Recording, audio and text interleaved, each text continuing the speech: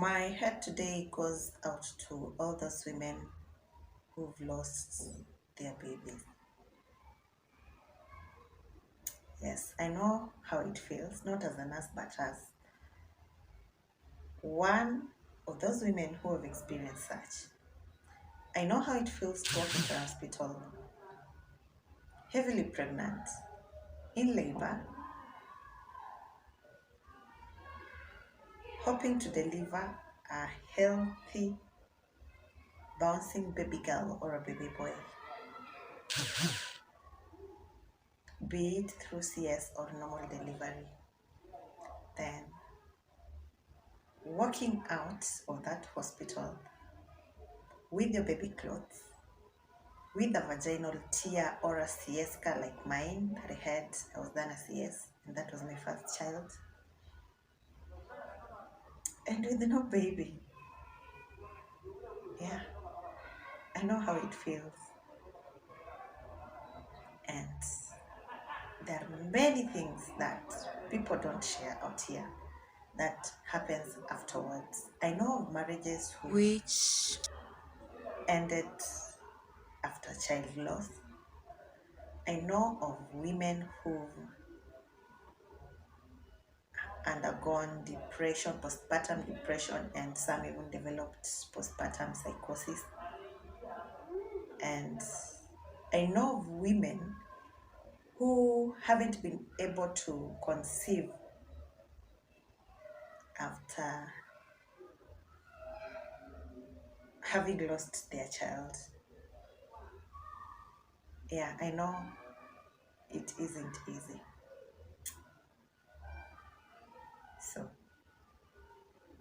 just to share with you a bit, I'll not go into details about what happened to me, but I want to share with you my story. So, in 2022, July 18th,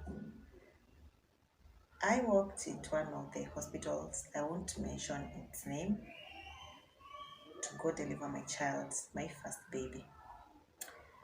And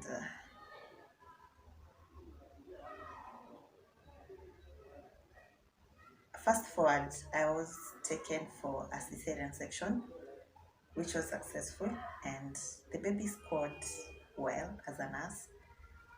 I know that the baby scored well because my baby cried immediately when he was born, and even the doctors and the nurses who were there scored him 9, 9, 10. If you have a medic who can tell you that, or if you're a medic, you know what 9, 9, 10 is.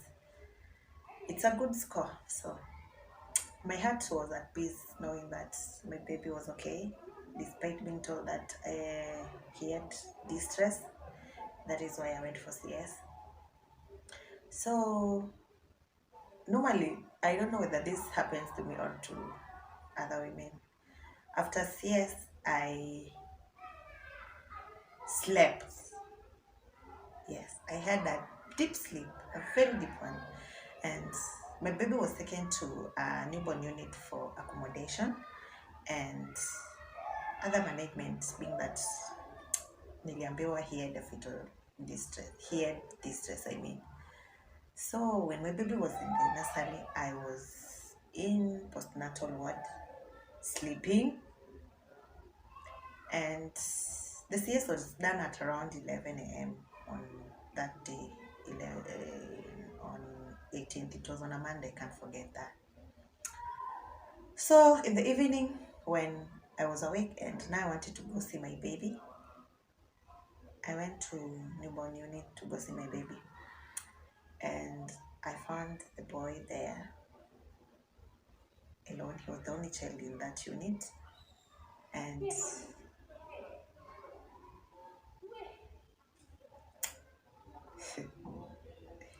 the boy was gasping for air. Yes, he was put on oxygen but still was gasping. And I just don't know what happened. Being a nurse and knowing what is supposed to be done and everything. Guys, I was numb. I couldn't even speak. I knew the right thing that was supposed to be done, but I didn't speak out.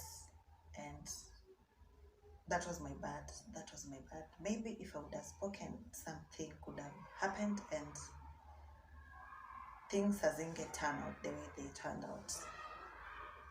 Yeah, I'll take it. Cause vitu mingi sana zilifanyika, but I was seeing them and I wasn't speaking out. Juu sikuwa nataka waone watu niko na kimbelembele. Mind you, they didn't know that I was a medic. Hawakuwa najua. So they would say some things there wakidhani sielewi vitu zenye wanasema, but nilikuwa naelewa kila kitu, but I was just silent. Juu sikuwa nataka nionekane kimbelembele. Nijikute. And guys, kindly, if you go to an hospital and you see things not going the way they should, ama unaona kama kuna vitu zenye zinafanyika na they're not supposed to be done that way, hebu ongea. Uite kibelebele, lakini you never know, maybe that word that you'll say or that thing that you'll do can save a life. Yeah. Ongea. Piga nduru. Do whatever you can do. Yes. Fanya everything that you're supposed to do. Kama uko na mgonjwa hapo na unaona kama kuna mtu anakuja kumshughulikia, ongea. Umepeleka mtu hospitali ili ashughulikiwe, si wewe umshughulikie. Ongea. Because me, every time that I would go see my baby, sikuwa napata mtu hapo. Mtoto wangu alikuwa tu hapo peke yake, ana struggle tu kivyake. Kuna mtu anamshughulikia. Yaani kama venye aliwekwa tu hapo nasari akaachwa. And it's like the baby alikunywa amniotic fluid. Yes. Na hakuna mtu alimshughulikia. Alafu then venye alipelekwa huko, it's like the baby, I don't know, his sugars levels went down, and when sugars levels ikienda chini, things don't turn out positively. And this is a tip to those ladies who wanatarajia kupata watoto ama, yes, ensure ukishaza, ensure mtoto wako amekuwa fed within 30 minutes. Hata kama una maziwa, request apewe hata none, apewe anything tu kwa tumbo, so that mtoto tu sugar levels zake zikuwe sawa. So I told you that I want to go into details what happened, and I'm still not ready to talk about it because guys, I don't want to cry. Nimelea kutosha. I don't want to cry. So acha tuache hivyo. My baby he passed away on 19th July nikiwa hapo, and yes, that is when now watu walikuwa nashughulika, which wangeshughulika before. Yes, acha ishe hivyo.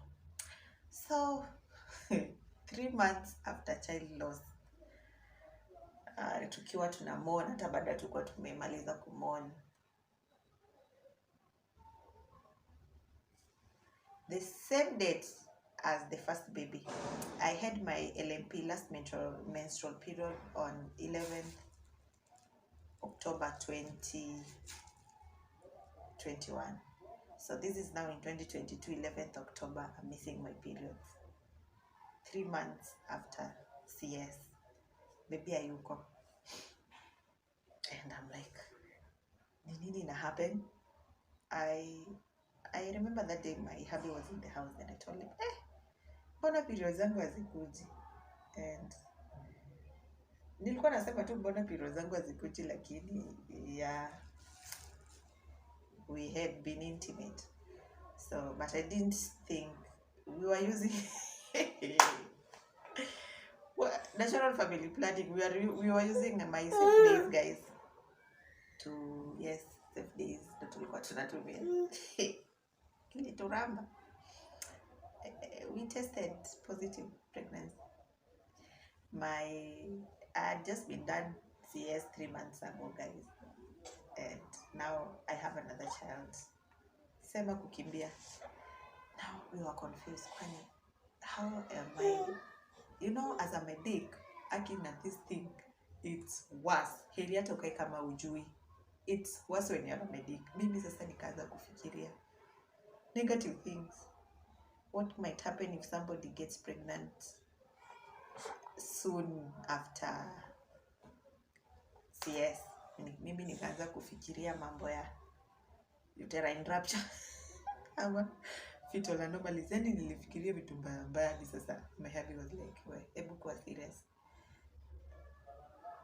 tuende hosi. We went to Kenyatta KU Referral Hospital ya KUTRH, and yani madaktari wenye tulipata I was referred to 4 doctors in the same hospital. 4.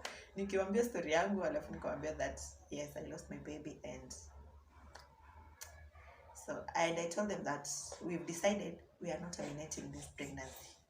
Tunabeba huyu mtoto hata kama itakuwa ni kukuja hosi kila siku, lakini siku ya admitted tunaweka huyu mtoto.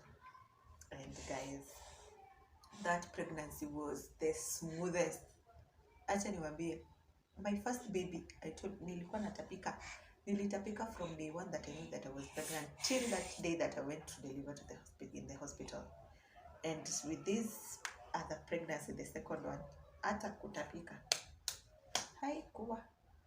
Yani I was just okay. Mimi mpaka nilikuwa najiuliza hizi ni nini. But guys, I prayed. I told God that I know you cannot allow me to go through the hardship ya nimepitia kutosha. Mungu, nimepitia kutosha. Sasa wewe ndio umeleta huyu mtoto, na it's like you giving me back the child that I lost, because yeah, though you cannot replace a lost child, but that is how I thought. That is what I told God. And yes, and niliambia Mungu, kama venye umenipea huyu mtoto, I don't want to feel anything. Sitaki kusikia uchungu wote kwa tumbo yangu. I don't want to kutapika. I don't want any pressure. Lea huyu mtoto. Kama unajua if I'm not going to make it, Mungu, acha hii mimba itoke peke yake, lakini si eti sisi ndio tunaitoa. Na kama umetupea huyu mtoto kweli kama baraka kwetu, then lea huyu mtoto mpaka siku yenye atazaliwa. And guys, 9 months later, I didn't have any problems with that pregnancy, by the way. I didn't have, yani it was the smoothest. Though I would visit hospital regularly, but hakukuwa na shida yote. Tulikaa hadi mwisho, hadi tukadeliver a bouncing baby boy 4.1 kgs. Tumbo yangu yenye ilikatwa, yani nilibeba mtoto 4.1 kgs, guys. 4.1 kgs, a bouncing baby boy. Kamzeka kwa pale unamwona. Yeah, and we thank God. Yes, we thank God. And to all women who've lost their babies and haven't delivered another one, just pray to God. I know He listens. Ambia to Mungu. Just talk to Him. He is your Father. He listens. Mwambie in any language that you can talk to Him, in any way that you can talk to Him. Talk to Him. Ask Him if you still want a baby. Just tell Him. I know He will answer your prayers. It might delay, but I know one day He will answer you.